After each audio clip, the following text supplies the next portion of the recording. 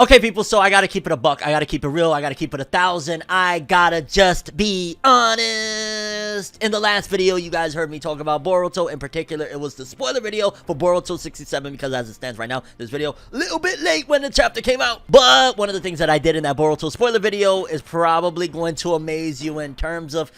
yeah, ForneverWorld was saying some spicy, caliente stuff. I spoke too soon about a particular character, and now I'm kind of looking a little bit like... yeah, ForneverWorld, you done goofed. You done did wrong, sir. Off the rip, right now, what do you guys think in terms of what happened in the end of this chapter, Boruto chapter 68, in terms of Shikamaru still looking goated? Shikamaru still looking goated. But also, there's somebody else that I don't want to say proven right, but goddamn, what are they doing to Sasuke, dog? Like, I could turn this video right now into the Sasuke rant. But we ain't gonna go there, fam, because we gotta talk about Boruto chapter 68. There's a lot of things that went down. The story is continuing. Things is moving. Code made a move. Ada's here. Let's do it. No matter how you move, get it done. No matter how you move, get it done. No matter how you move, get it done. No matter how you move, get it done.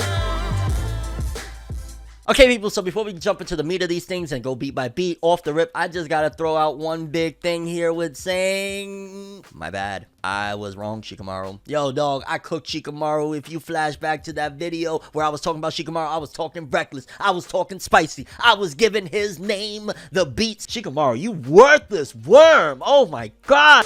However, one of the big things that Boruto chapter 68 proved is the fact that we're underestimating Shikamaru and we're forgetting just what our boy was doing, and the writers haven't forgot. That's one of the biggest things, because I'm not gonna lie, after the end of Boruto chapter 67, when Shikamaru was walking away and had that giant mark on his back thanks to Code, I thought to myself, this is the genius that we all knew. This was the genius that, going all the way back to the beginning where the Sasuke retrieval, even going back to the Chunin exams to Mari, you follow Shikamaru's journey and you get to here, and the way that last month's chapter ended off, it was kind of like Shikamaru looking like an idiot. Shikamaru was looking like a moron. Shikamaru was not looking like Shikamaru. But thankfully, all is in order because our boy Shikamaru...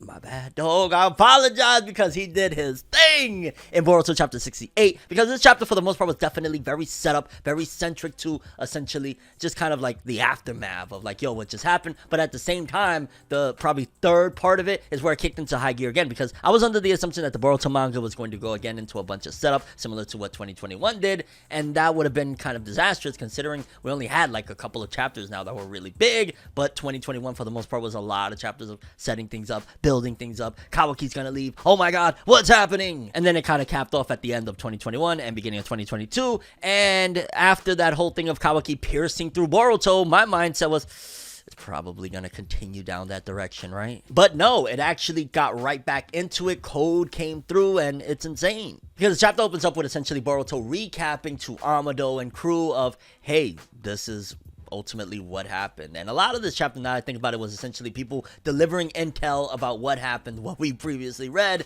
to other people. And I'm never a fan of that, I'll be honest with you. Like, dog, just one line, oh, so that's what happened.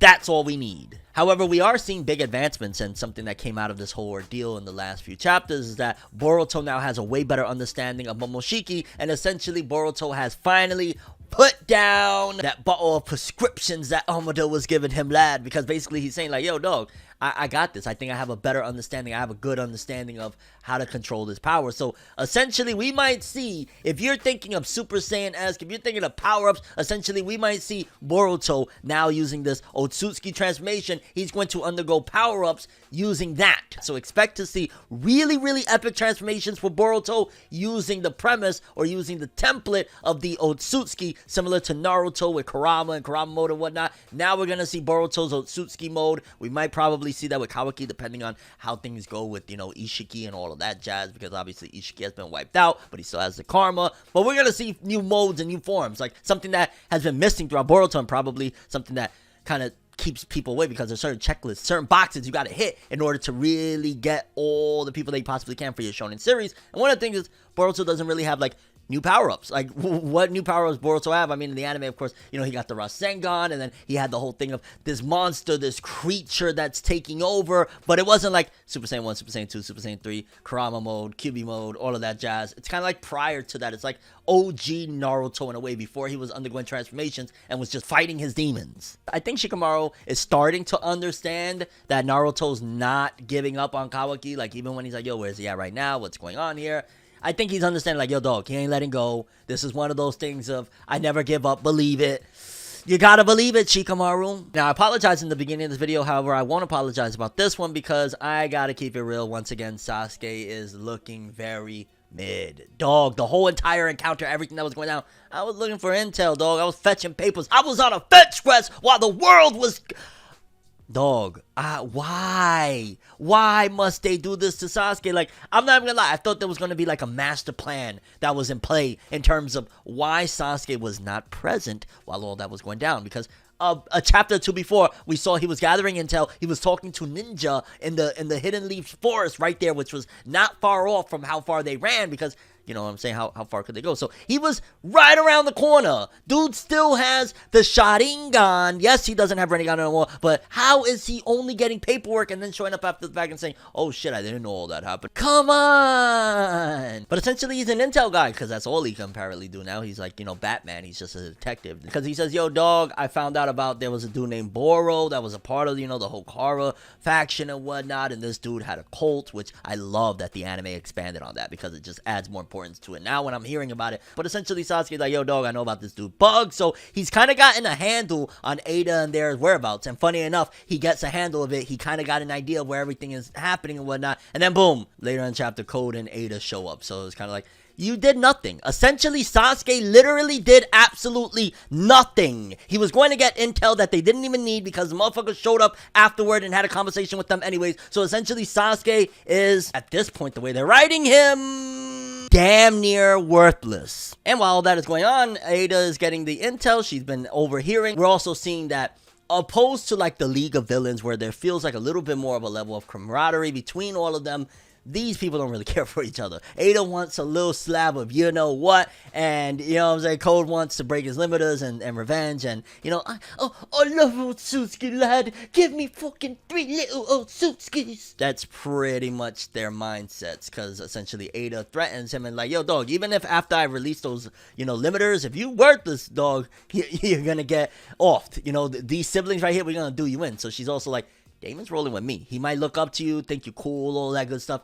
This is my brother. You get hurt, not me. And also, Damon is awake now after, of course, getting pulled out. Like, yo, that was still wild what Code did. That was desperate, and that was kind of sad for the big villain. And Amado confirms that it is now indeed 100% impossible, literally impossible. He didn't say 99%. He didn't say there's a possibility, although it could be retconned. And later on, he says, but what if? And then all of a sudden, it's possible. But essentially, he is speaking, and Amado says that it is 100% impossible for Momoshiki to return via Boruto in terms of taking over. He can still come back and possess the body for short periods, but in terms of completely, reviving via Boruto's body, it's impossible now. So that's something that we can remove from the table of, we don't really got to worry about that anymore. Opposed to Naruto worried about Kurama taking over for 400 or 500 episodes. You don't got to worry about that with this dude. It's seemingly done. For me, it felt damn near blasphemous when we cut to Boruto talking with Sarada and Mitsuki, and then thinking to himself oh, I can't tell them that Kawaki was going to kill me because Sasuke will kill me. Yo, dog, a lot of killing going on. But essentially, it just felt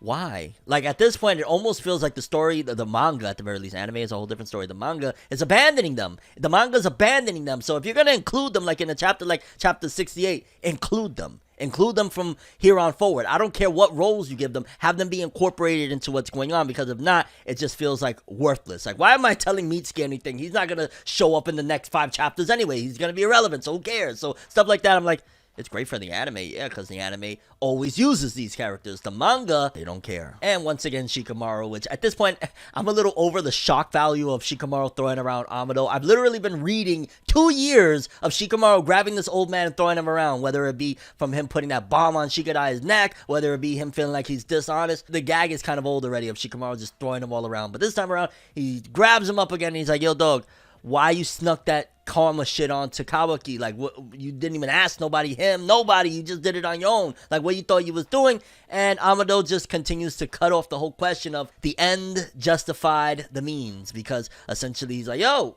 we survived, right? Like, we here, right? We won because of it, right? Stop asking questions. And Shikamaru's like, you're obsessed. And I ain't gonna lie, for me personally, if it's not the whole massive, the world is ending, history of Trunks, Amado came from the future or some shit like that, in that regard, the fact that Shikamaru said you're obsessed with Kawaki's karma, like what's up with that? It could very well be going back to that whole thing of how he used to have a daughter. I still think that there's a possibility that Ada is really just Sumide turned into a cyborg and older. Like, maybe in a future Sumide dies and he turned her into a cyborg or something like that. That's my whole idea, because I'm still not going to rule out the possibility of time travel. I still think that's a very valid thing that they could essentially do, especially considering the anime did hint that one time with that big special arc that even Kishimoto came out to introduce, the whole time travel arc. It probably could still very well be the case in terms of Amado, and it could be that, hey, this karma mark, it could travel through time or something like that, and that's how he managed to get back, and he lost his karma, and ultimately maybe he's obsessed with karma because he is Kawaki and he wants karma back. However, as things are getting turbulent and very, very intense, Code shows up, which, I'm not gonna lie, if they would have set this up a little better and if Code would have been a badass, this kind of reminds me of a watered down, but nevertheless trying to be wannabe version of like when Sasuke showed up to the 5 Kage Summit, strictly of the enemy showing up in the good guys' base. That's it. Obviously, the Kage Summit, all the Kages were there, very strong people, whatnot. This one, considering the nature of it, was especially planned to be a very small, let's nab this dude, this is a part of a plan, but nevertheless, Code, he would have come across as really badass, like, yo, you showing up in the enemy's territory by yourself and you're outnumbered and you're, like, there's a badass element to it, but because it hasn't been presented right, it's just like, oh shit, the story's continuing. And of course, Shikamaru, despite the fact that I did have to apologize, but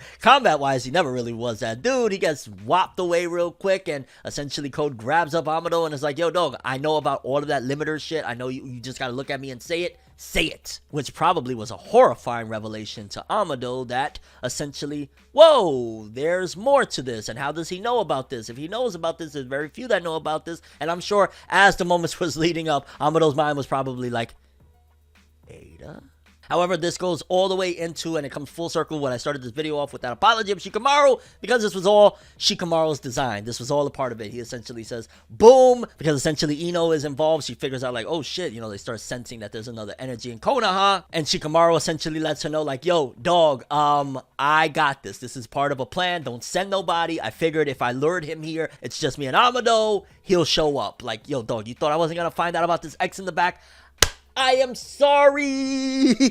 Legit, I thought that the Boruto manga had absolutely just pissed away any last remnants of Shikamaru with last week's chapter of him walking around looking like an idiot. I'm so thankful they didn't do that, because that was terrible. That would have been really bad. And as things are about to go crazy, Shikamaru again even further pulls a plot twist of, yo, this is all my design. Bronco! And the final pod bust is open, and it is a slightly tweaked Delta, just like the forehead design is different now. And she's apparently fighting for the leaf, and it was all Shikamaru like,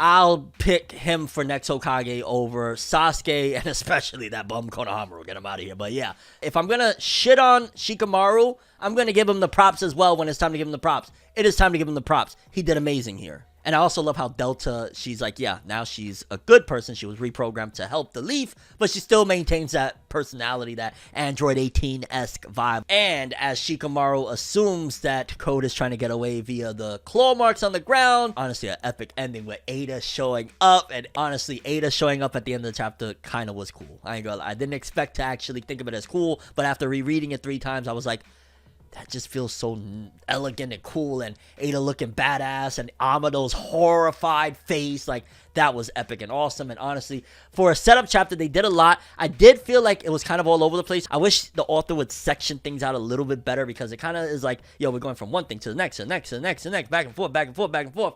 it'd be nice to kind of stay at one scene for a little bit longer. But other than that, I ain't gonna lie, shit is getting crazy. I'm glad that they didn't pull the plug and make things go slow again. Curious what you guys think, though. How do you feel about this chapter? How do you feel about Shikamaru's plan? Did you apologize to Shikamaru? Do you think that Sasuke is damn near worthless now at this particular point? And where do you see all of this going with Ada, Amado? Who is Amado? What is he trying to do? That's all I have for this one, though. Thanks for watching. Hope you enjoyed. I'm ForneverWorld, and as always, people, have an awesome day. And remember the golden rule: anime and manga for life, boy. Have an awesome day. Peace and once again, I'm sorry, Sasuke. No, not Sasuke. Fuck out of here. I'm sorry, Shikamaru. My bad. You did good.